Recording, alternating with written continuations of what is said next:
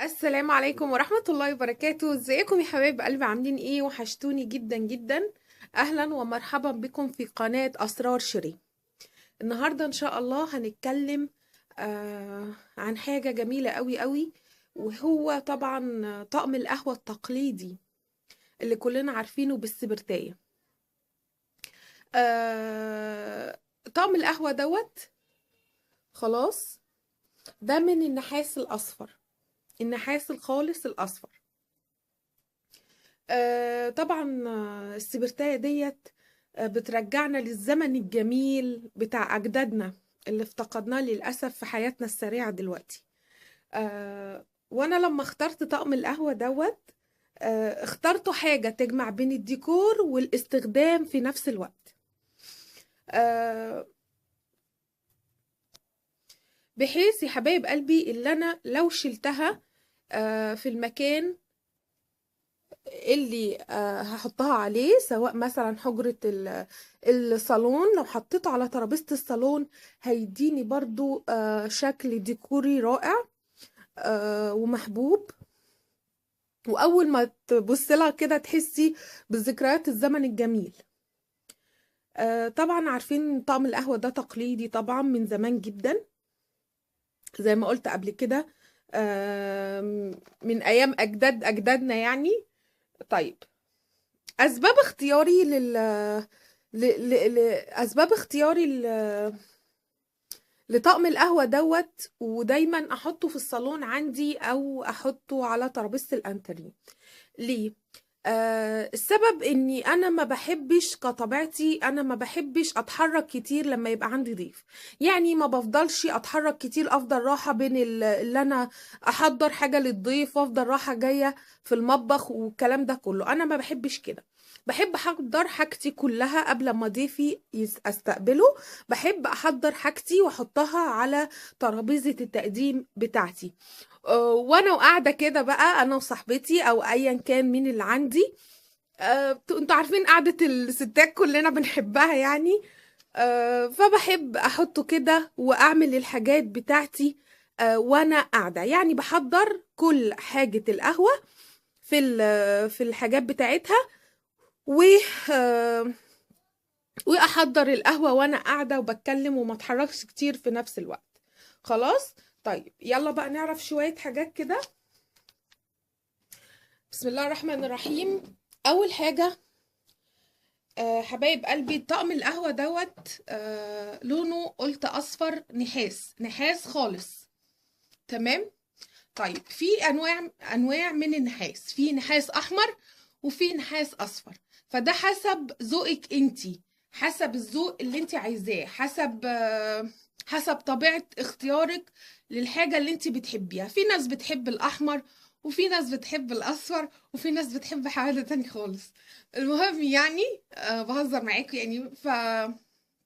انا بحب النحاس الاصفر جدا جدا. خلاص. طيب في حاجة تانية قبل ما برضو نعرف.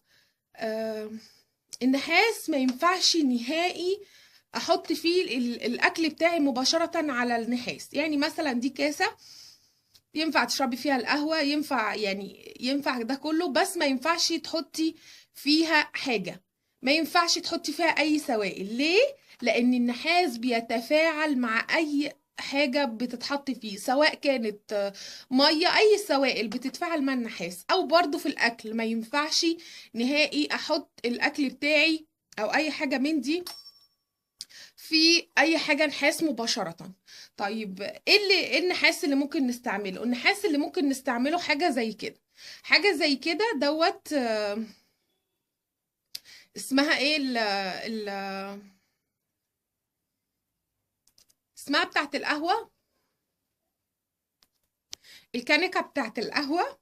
سوري كان الاسم راح من دماغي، قعدت افتكر كان بتاع ده. طيب ديت طبعا انا هحط فيها القهوه بتاعتي واحط السكر واحط الميه بتاعتي. فطبعا نقول ايه ده، دي نحاس ازاي دي هتفاعل؟ لا طبعا هي نحاس فعلا، بس لازم من جوه تتجلفن. تتجلفن بايه؟ بالستانلس ستيل او الالومنيوم. لازم تتجلفن، لان لو انت ما استعملتهاش وهي متجلفنه هيجيلك تسمم فورا، بعد شر عليكم يعني. فما ينفعش استعملها لو كانت نحاس كمان من الداخل، لازما تكون متجلفنه زي ما انتوا شايفين كده اهوت. خلاص، متجلفنه بالومنيوم او ستانلس ستيل بالطريقه دي، وكده ينفع استعملها. خلاص. طيب دي سكريه، تمام يا حبايب قلبي.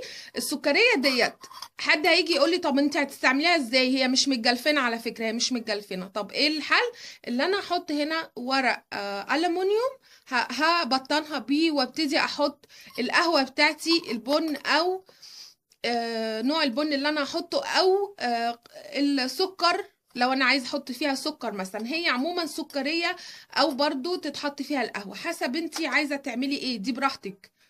دي الكاسات. طيب الكاسات ديت هي ما ينفعش برضو استعمل فيها، انا ممكن برضو احط ورق ألمونيا واستعملها برضو، سواء احط قطع سكر او احط ايا كان اللي انا احطه فيها، انما مباشرة كده ما ينفعش استعملها في حاجة. طيب انا برضو قبل كده قلت لكم ان انا بحب الحاجات القديمة جدا جدا جدا، وبحب كل حاجة بترجعني للزمن الجميل بتاع زمان. يعني انا مع ان انا صغيرة، بس انا كطبيعتي كده.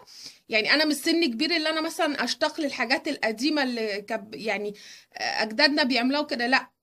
انا سن صغير، ولكن برضو بحب كل حاجة قديمة، زي الافلام القديمه بتاعت زمان، زي الحاجات اي حاجه قديمه، زي شغل الفورفورجي، شغل اي حاجه قديمه. ومعدن، بحب النحاس جدا جدا، بحب كل المعادن. تمام. بعشق الفضيات طبعا. فديت. يلا بقى ندخل في، احنا قلنا دولت كاسات، ودي ممكن استعملها السكريه، ودي الكنكه اللي بيتعمل فيها القهوة.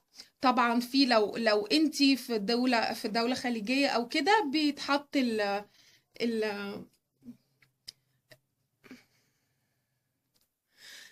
لو انتي بقولكوا في دولة خليجي بتحطي الابريق، او الحاجة اللي انتي بتعملي فيها القهوة العربي. احنا هنا بما اني في مصر بنحب القهوة التركي اكتر من القهوة العربي.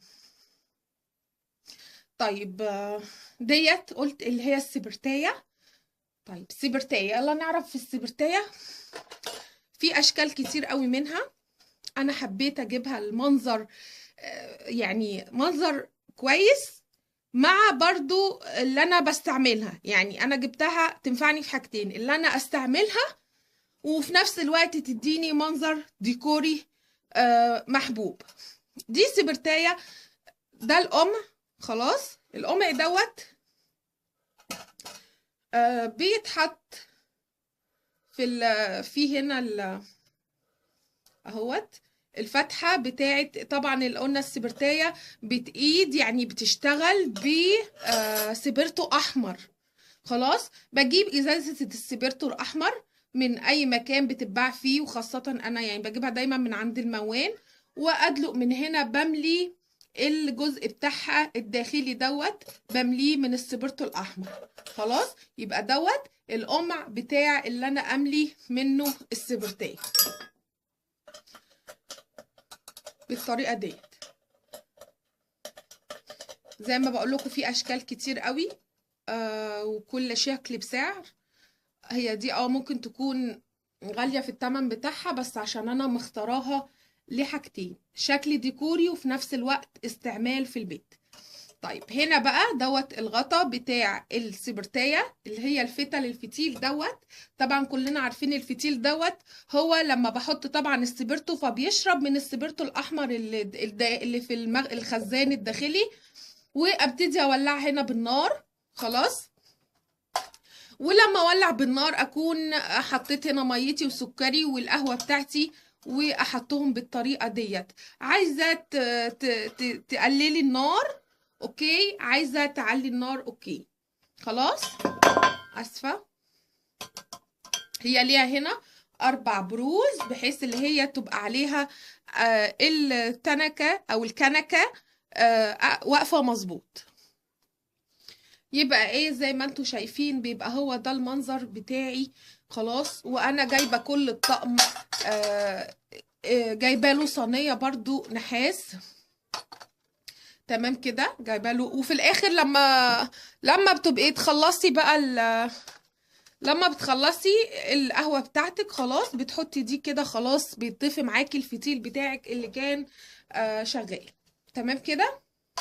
طيب ايه تاني من الحاجات برضو اللي انا حبيتها قوي قوي؟ هي دي برضو، ده ابريق عندي نحاس، بس بما اني هو نحاس فانا حطاه في كل الحاجات. يعني اللي انا النحاس اللي عندي، انا بحب اجمع حاجتي كده، لو كريستالات بجمعها، لو نحاس بجمعها، ولو فضة بجمعها. يعني كل حاجة بيبقى ليها عندي ايه تجميع كده، ركن معين. خلاص. طيب ديت ايه بقى؟ دي طبعا كلنا عارفينها، يعني مفيش حد مش عارفها. طبعا برضو انا ما عصرتهاش، اللي كانت شغاله في بيتنا واحنا صغيرين وكده، ولكن انا حبيتها جدا.